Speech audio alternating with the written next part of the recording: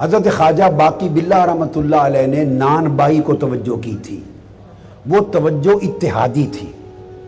Naan by تھا آپ کا باورچی روٹیاں پکاتا، سالن پکاتا تھا۔ لانگری رات کو جب دن کو مہمان آتے تو لنگر وہی پکا کے لا کے پیش کرتا۔ ایک رات دیر سے آپ کے کوئی بڑے عزیز القدر مہمان آئے، اللہ والوں کے ایسے ہوتے ہیں خادم۔ مولانا روم کا بھی ایک لانگری تھا، میں اس کے مزار پر گیا، پونیا شہر کے بالکل باخر جنگل شروع ہوتا ہے وہاں پر، اس کو حضرت شیخ آتش باز کہتے ہیں، آتش باز۔ تو جب مہمان آتے تو وہ کھانا پکا کے پیش کرتا۔ ایک رات مہمان آئے دیر سے، مولانا روم نے فرمایا اپنے خادم کو، نان بائی لانگری کو، باورچی کو کھانا لاؤ۔ تیل نہیں تھا، لکڑی نہیں تھی، چولہے میں کچھ جلانے کا کچھ نہ تھا، اس زمانے بھائی کوئی گیس نہیں تھی، تو تیل مٹی پہ ڈالتے جلاتے تھے، تو لکڑیاں ختم ہو گئی تھی، وہ تھوڑا سا تیل تھا، جلانے پکانے کا کچھ نہ تھا۔ اب اس نے شیخ کو یہ نہیں بتایا، مولائے روم کو، کہ حضور لکڑیاں نہیں ہیں۔ لکڑیاں اگلے دن اس نے جنگل میں جا کے چننی تھی، اچانک مہمان رات کو آ گئے، اس نے یہ نہیں بتایا کہ لکڑیاں نہیں، اس نے اپنے کپڑوں کو اور ٹانگ پر تیل چھڑک کے آگ لگا دی، تیل چھڑکا آگ لگا دی، اوپر سالن گرم کرنا تھا جو کچھ وہ دھر دیا، کپڑے جل گئے، تیل چھڑکتا گیا، اس کی جلد جل گئی، چربی جل گئی، گوشت جل گیا۔ ٹانگ جلا کر کھانا پکا کے شیخ کو پیش کر دیا۔ آپ نے نہیں پوچھا، چپ کر کے مہمانوں کو کھلا دیا اور فرمایا جاؤ سو جاؤ۔ صبح اٹھا تو ٹانگ سلامت،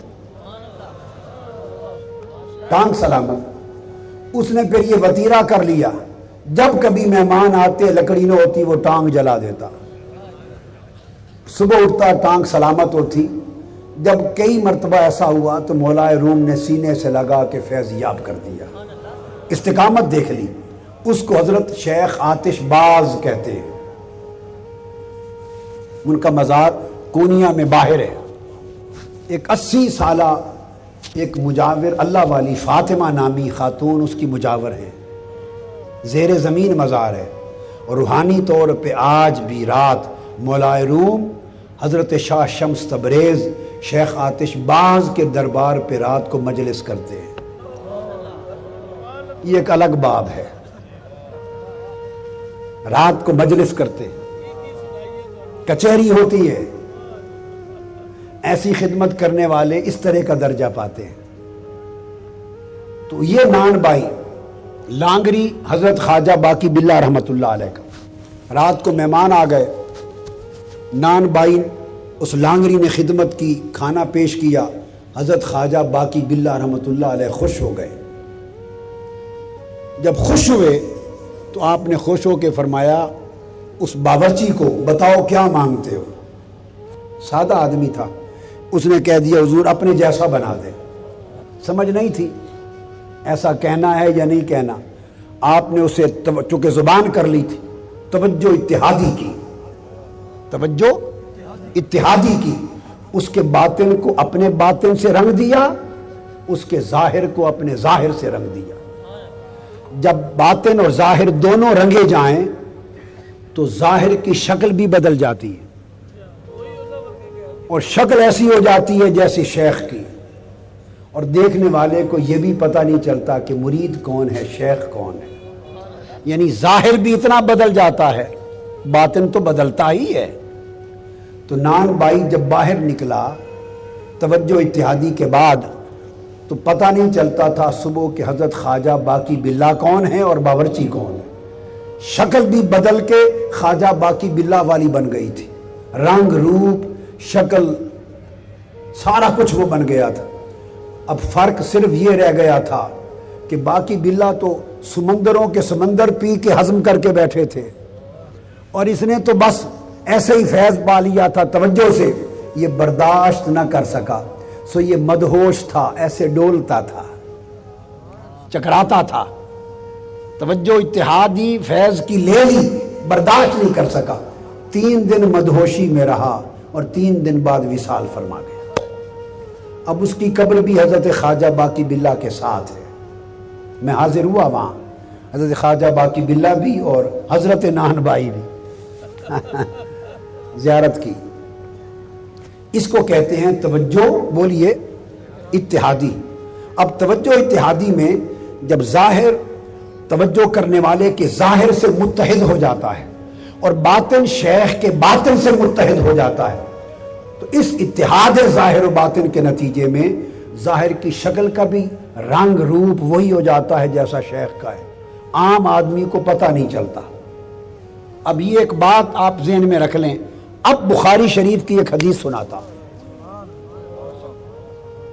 کہ کیوں حضرت صدیق اکبر کے ہاتھ میں وہ کنکریاں اسی طرح تسبیح کرتی رہی جیسے دست مصطفیٰ میں کر رہی تھی اور آگے رک گئی۔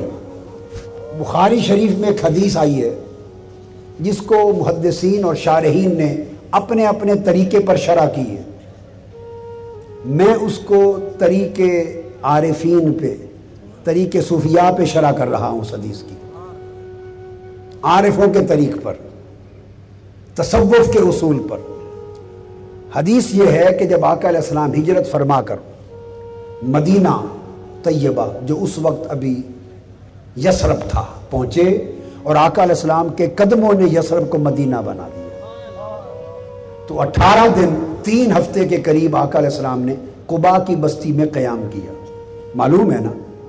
اب حدیث سنیے، حدیث پاک یہ ہے، کتاب ہجرت میں اور باب ہجرت میں بخاری مسلم میں آتا ہے کہ آقا علیہ السلام جب آ کے تشریف فرما ہوئے تو ارد گرد کے قبائل لوگ سن کے کہ آقا علیہ السلام پہنچ گئے، دوڑ دوڑ کے بچے، بوڑھے، جوان، عورتیں، مرد حضور کی زیارت کے لیے آئے۔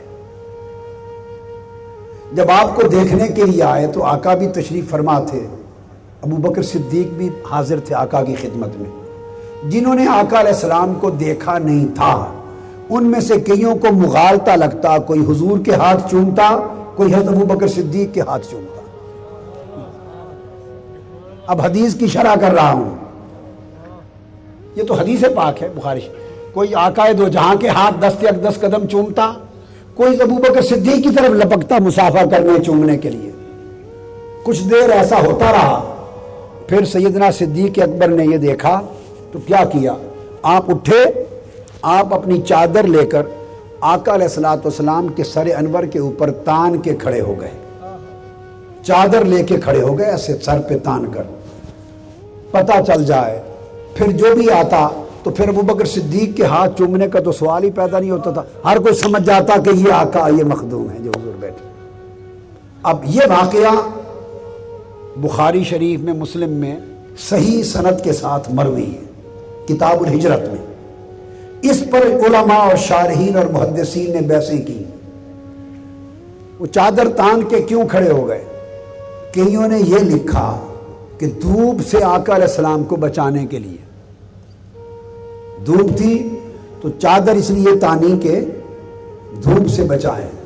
یہ جواب درست نہیں ہے، احترام کے ساتھ یہ جواب درست نہیں اور مطابق واقعہ نہیں، اس لیے کہ یہ احادیث صحیحہ سے ثابت ہے کہ آقا علیہ السلام کے سر انور پر تو ہر وقت دھوپ میں بادل کا سائبان رہتا تھا، بادل سائبان بنا رہتا تھا، حضور پہ تو دھوپ پڑتی نہیں تھی، بادل کا سایہ رہتا تھا۔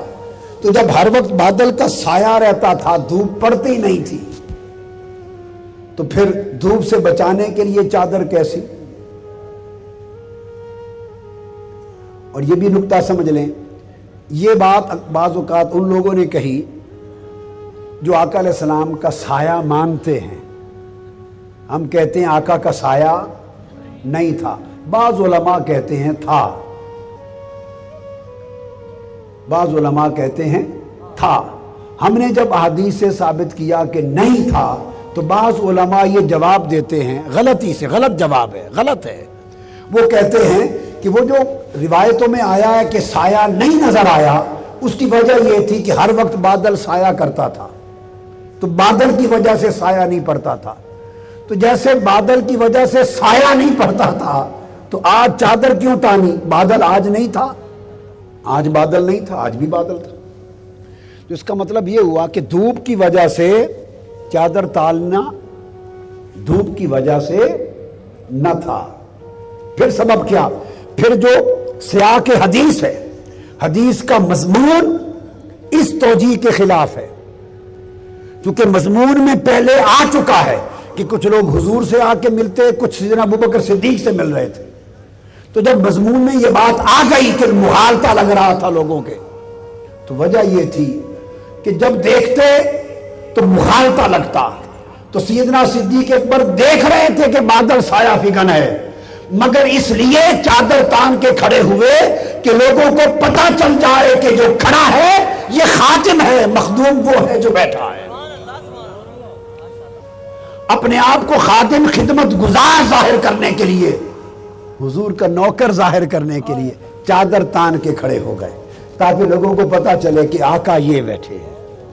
اب سوال پیدا ہوتا، اگلا سوال یہ ہوا، یہ بات تو سمجھ میں آ گئی، آپ کو بھی آ گئی نا، اسی وجہ سے کیا تاکہ لوگ مغالطے سے نکل جائیں. لیکن سوال یہ ہے کہ یہ مغالطہ لگا کیوں؟ کوئی شکل ایک جیسی تھوڑی تھی، یہ مغالطہ لگا کیوں؟ شکل ایک جیسی نہ تھی، صورت ایک جیسی نہ تھی، ظاہر کے خد و خال، رنگ و روح تاجدار کائنات کے چہرے اقدس جیسا تو کسی کا چہرہ نہ تھا. صرف چہرے کی اگر مشابہت تھی تو حسن اور حسین کی تھی، اوپر کا حصہ اور نیچے کا حصہ حسن کا حسین کی مشابہت ان کی تھی. یا کلام اور صورت میں مشابہت تھی تو سیدہ فاطمہ الزہرا کو تھی. صحابہ کرام میں سے تو کسی کی مشابہت شکل و صورت میں تھی ہی نہیں، تو مغالطہ کیوں لگا؟ اس مغالطہ کی توجیہ توجہ اتحادی کی شرح سے کر رہا ہوں. وجہ یہ ہوا کہ مکہ سے چلے تھے تو شکلیں الگ الگ تھیں، ہائے ہائے اپنی اپنی شکل تھی. جب 3 راتیں غار ثور میں بیٹھے رہے، ہائے ہائے ہائے غار ثور میں صدیق اکبر کی گود تھی، مصطفیٰ کا چہرہ تھا اور کوئی تیسرا درمیان میں نہ تھا. اور قرآن نے کہا ثانی اثنین اذ ہما فی الغار، 2 میں سے ایک دوسرا تھا، 2 میں سے دوسرا تھا. تو قرآن مجید نے ظاہر و باطن کے اتحاد کا اشارہ کیا. ثانی اثنین کہ جب غار میں تھے تو قربت اور اتحاد میں وہ مقام ملا کہ ہر 2 ثانی اثنین ہو گئے، اثنین میں ثانی ہو گئے. یہ اتحاد توجہ اتحادی کا ثمرہ تھا. مکہ مدینہ میں جب مجلس میں ہوتے تو ہر کوئی مصطفیٰ کا چہرہ تکتا اور مصطفیٰ کی توجہ بھی باری باری ہر ایک پر ہوتی. ایسا موقع کبھی نہ ملا تھا کہ مصطفیٰ کا چہرہ ہو اور ابوبکر صدیق کی آنکھیں ہوں اور ابو بکر کا چہرہ ہو مصطفیٰ کی آنکھیں ہوں. 3 راتیں غار تھی یا یار تھا، غار تھی یا یار تھا، اور ادھر دیدار مصطفیٰ تھا. ابو بکر صدیق چہرے مصطفیٰ تکتے رہے اور مصطفیٰ کی آنکھوں کی توجہ ابو بکر میں پڑتی رہی.